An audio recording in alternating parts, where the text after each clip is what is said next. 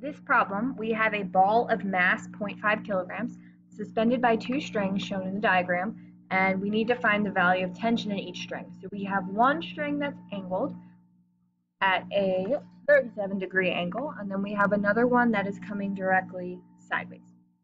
So in this situation, you have to identify the forces that are acting on the suspended object. So we have our little ball. It's going to have a force of gravity, which is pointing straight down. Then these two ropes have to support the actual mass and weight of this object. So one force is acting at that angle to the right, and the other one is pointing directly to the left. The system, when it's suspended, implies that the system is supported and not moving, which means that we have a net force in all directions of 0. So for this problem, the total y has to equal each other up and down. So y up equals y down, and then x left has to equal x right. So for this diagram, you can already kind of see what we're going to have to do. So with this, we need to identify what forces are pointing upward. This is very similar to the cat burglar problem from one of your station packets.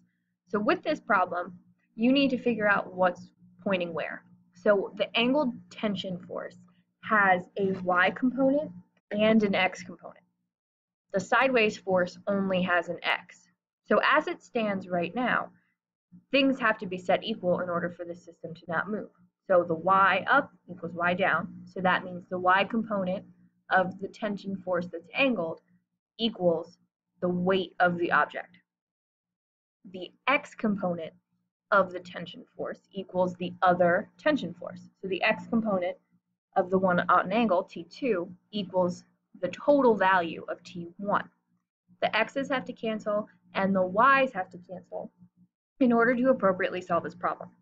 So the first thing is to use the mass of 0.5 to figure out what the total downward force is, and that's going to be 4.9 newtons. So this total downward force of 4.9 newtons has to be accommodated by a total upward force of the same value. So that means that T2y is also 4.9.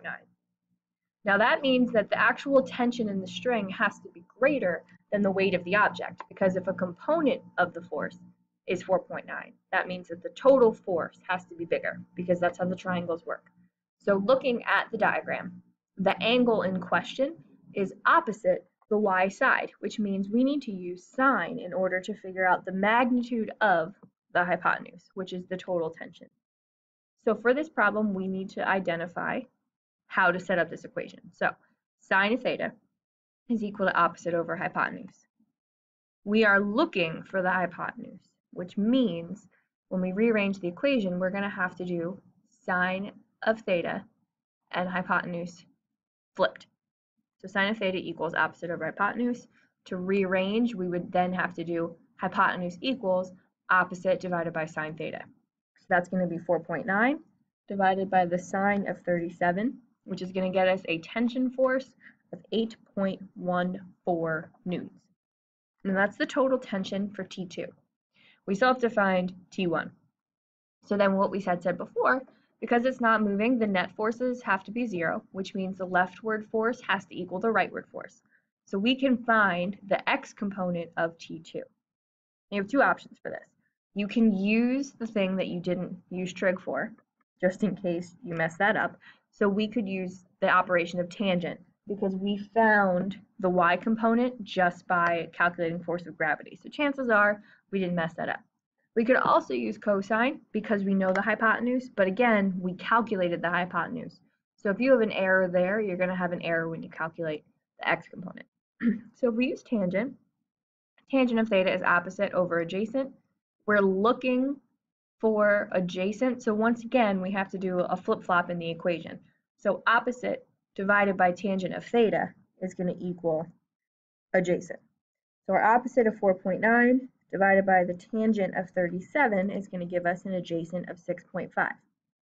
Now to just double check, if you do 6.5 squared plus 4.9 squared and take the square root, you should get pretty close to what you got for your hypotenuse.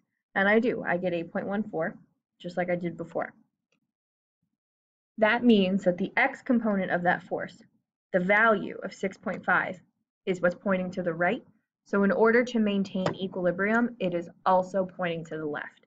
So T1 is 6.5, T2 is 8.14.